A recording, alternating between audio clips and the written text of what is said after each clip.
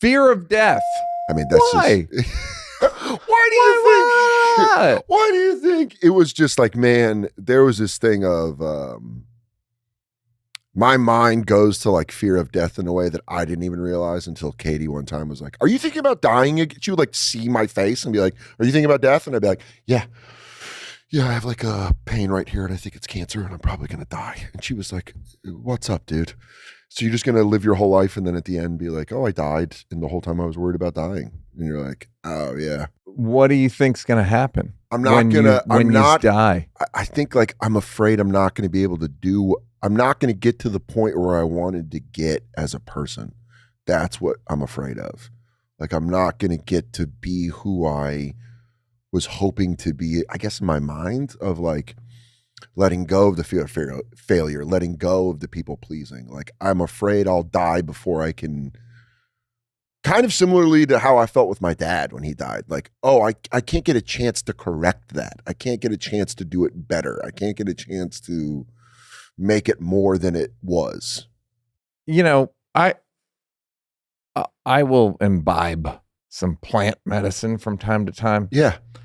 And I don't like to talk about it. But but I had the thought yesterday, I did some stuff Sunday where I had the thought, like, I think maybe the point of life, like the mission, is to love yourself. Yeah. Like, that's maybe the mission. I really think there's a lot of like what's the point of life? And it's like to enjoy being yourself. okay with, yes, and being okay with yourself. And I that's why I'm afraid, because I'm close to it. And I'm close to like the wisest thing I've ever heard anybody say was, I did Opie and Anthony with Mike Tyson and he was on there, and it's Mike Tyson. He's like been through so much shit. Yeah. And we were talking about people booing.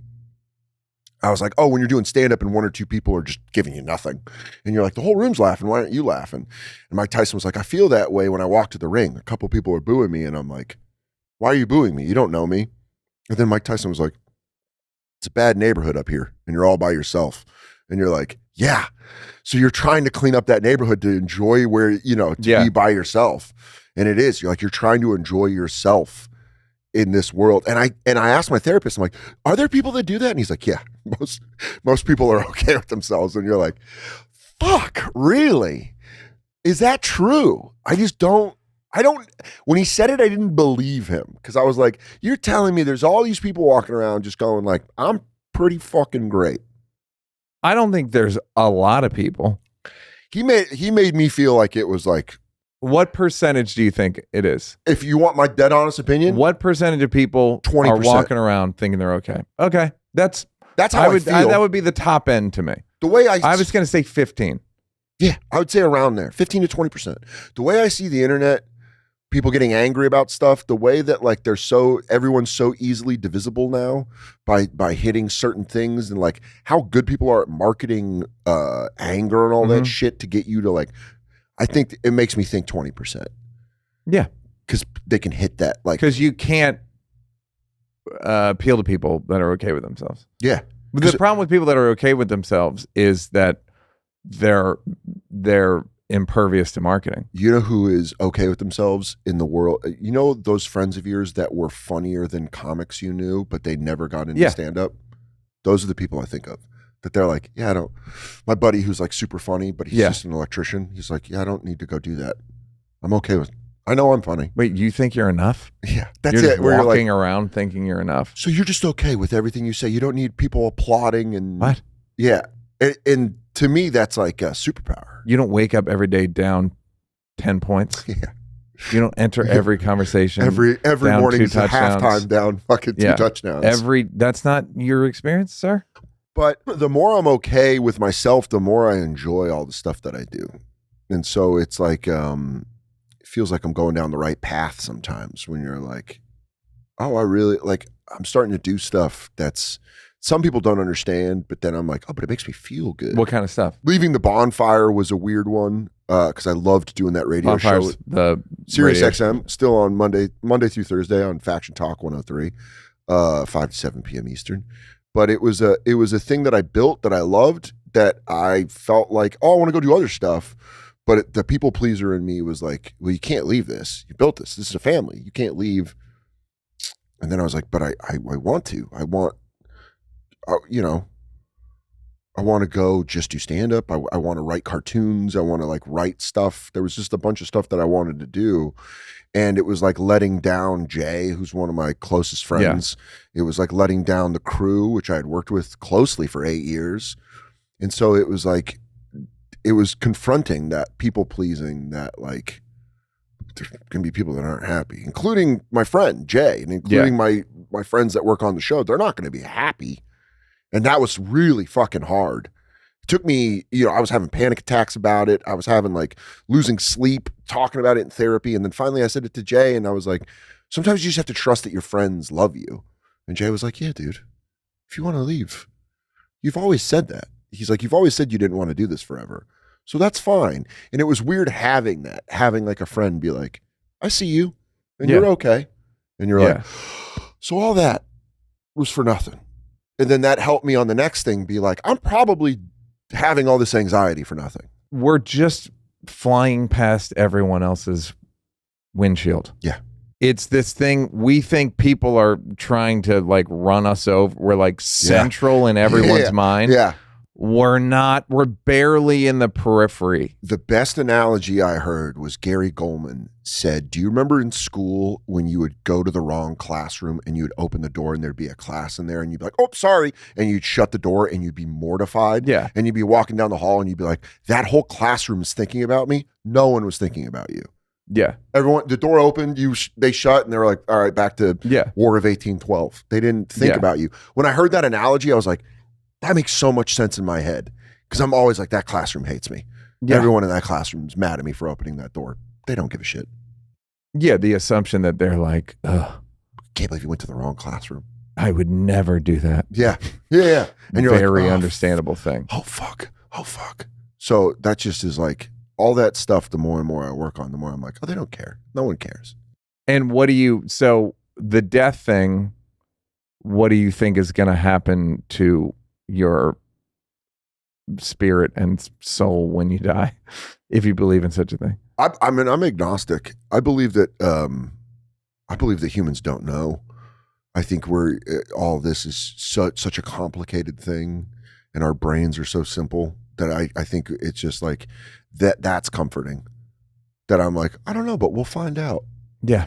I don't think that I know. I don't think I'm like, well, you go to heaven and it's a nice, bright place. It's Beverly Hills. Yeah. And it's clouds. There's shrubs. Yeah. And nice shrubs. Everyone's nice. It's just, I think you return to a collective consciousness that you're kind of like, I was a piece of, I was fractured and now I'm whole. That's what I hope. I think that's what I hope.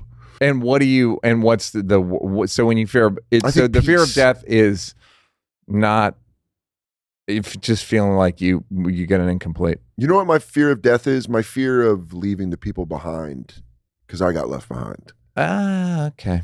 So I feel there's a clip of Keanu Reeves saying that, I think on Colbert, where he was like, all I know about death is that I know that the ones who love us will miss us. And I was like, damn, that is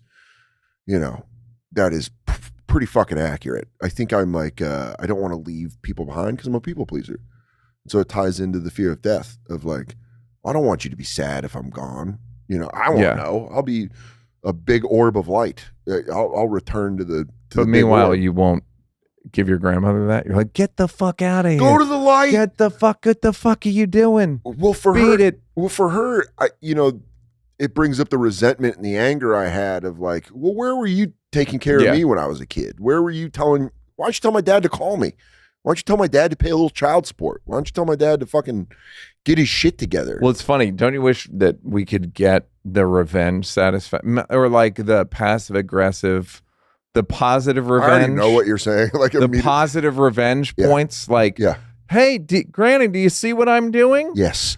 Yeah, that's crazy. Do you see that? Like, it's this crazy is how you're a saying person that, would because do this? I don't think I've ever been able to put my feelings into words like that. But positive revenge is the exact fucking feeling I have with her when I go like, you don't know what I do. I'm really good at what I do, and I'm fucking taking care of you with what I do. With none of our other family members stepped up. No, I stepped the fuck up. My aunt, her daughter was dying of cancer, and she was like, you got to take care of grandma.